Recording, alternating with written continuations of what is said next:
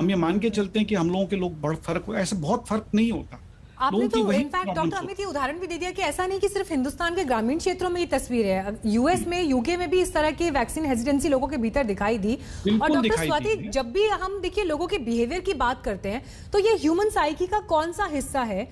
हमने खुद देखा कि सेकेंड वेव के दौरान किस स्तर पर नुकसान हुआ है। ह्यूमन लॉस की मैं बात कर रही हूं। ऐसा कोई घर नहीं जहां पर किसी ने अपनों को ना खोया हो, अपने जान पहचान में कोई परिवार ना बिखरा हो। हम सब ऐसे केसेस से गुजरे हैं, उसके बाद भी ये लापरवाही क्यों दिखाई दे रही है?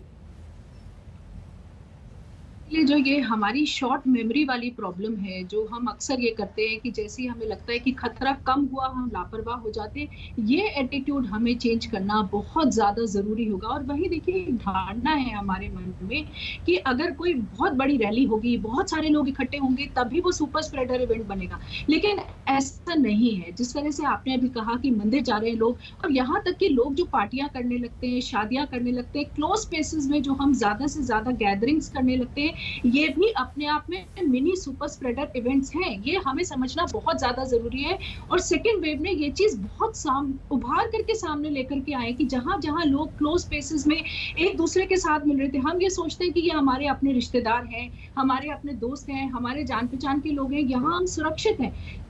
लेकिन ऐसा बिल्कुल भी नहीं है। इसलिए इस चीज की तरफ लगातार ध्यान रखें कि हम कोई भी ऐसे गैदरिंग्स नहीं करें, हम कोई भी ऐसे लोगों को इकट्ठा ना करें जहां से हम सुपर स्प्रेडर बन जाए, हमें पता भी नहीं चले। दूसरी चीज देखिए, सरकार ने जहां इतना बड़ा कदम उठाया है कि अब सब लोगों को मुफ्त वैक्सीन लगाई जाएगी, सेंट्रल उसके अंडर तक आ गया है।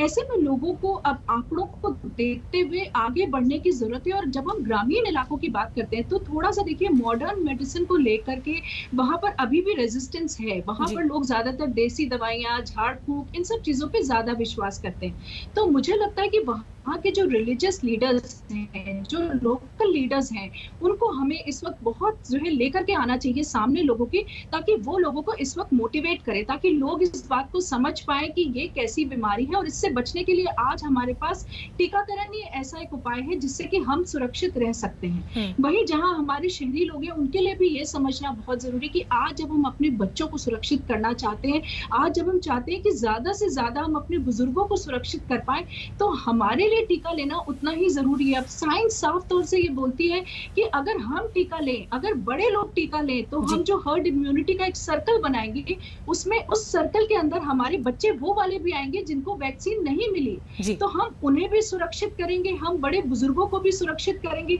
तो ये एक जो वैक्सीनेटेड लोगों की ह्यूमन चेन है, ये हमें खड़ी करनी होगी अब वायरस के अगेंस्ट। और वो तभी हो सकती है चेन जब ऑफ हम सब लोग ट्रांसमिशन